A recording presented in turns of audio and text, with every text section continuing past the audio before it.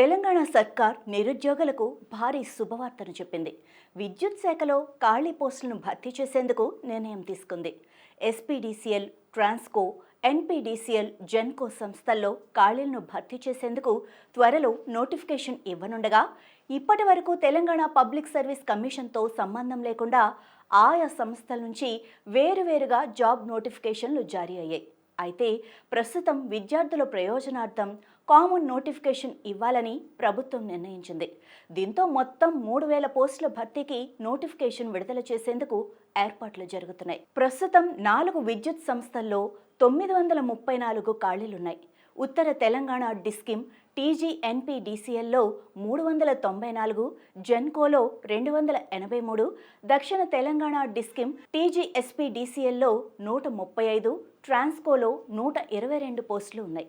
ఇవే కాకుండా యాదాద్రి థర్మల్ విద్యుత్ కేంద్ర నిర్మాణం చివరి దశకు వస్తుండటం, రామగుండంలో థర్మల్, ఇతర ప్రాంతాల్లో సౌర విద్యుత్ కేంద్రాల నిర్మాణ ప్రతిపాదనలు ఉండటంతో భారీగా ఉద్యోగాలను భర్తీ చేయాలని ప్రభుత్వం నిర్ణయం తీసుకుంది.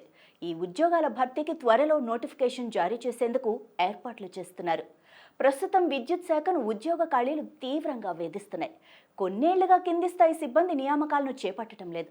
ముఖ్యంగా వానాకాలంలో సరిపడా సిబ్బంది అందుబాటులో లేక ఇబ్బందులు తలెత్తుతున్నాయి. ప్రస్తుతం 4 విద్యుత్ సంస్థల్లో 934 ఖాళీలున్నట్లు గుర్తించిన అధికారులు అన్ని స్థాయిలు కలిపితే మొత్తంగా రాష్ట్రంలో విద్యుత్ సంస్థల పరిధిలో దాదాపు 3,000కు పైగా పోస్టులున్నట్లు అధికారులు అంచనా వేస్తున్నారు. ప్రస్తుతం ఎన్సీడీసీఎల్, జెన్కో, ఎస్పీడీసీఎల్, ట్రాన్స్కో సంస్థల్లో వేరువేరుగా నియామక పరీక్షలు నిర్వహిస్తున్నారు. దీనివల్ల అభ్యర్థులు అన్ని పరీక్షలకు దరఖాస్తు చేసి రాస్తున్నారు. కొందరికి 2, 3 సంస్థల్లో ఏకకాలంలో ఉద్యోగాలు వస్తుండగా ఏదో ఒక దానిలో చేరుతున్నారు. దీనివల్ల మిగతా ఉద్యోగాలు ఖాళీగా మిగులుతున్నాయి. ఈ నేపథ్యంలో ఇకపై 4 సంస్థల్లో ఖాళీలకు సంబంధించి ఒకటే నోటిఫికేషన్ విడుదల చేయాలని ప్రభుత్వం నిర్ణయించింది.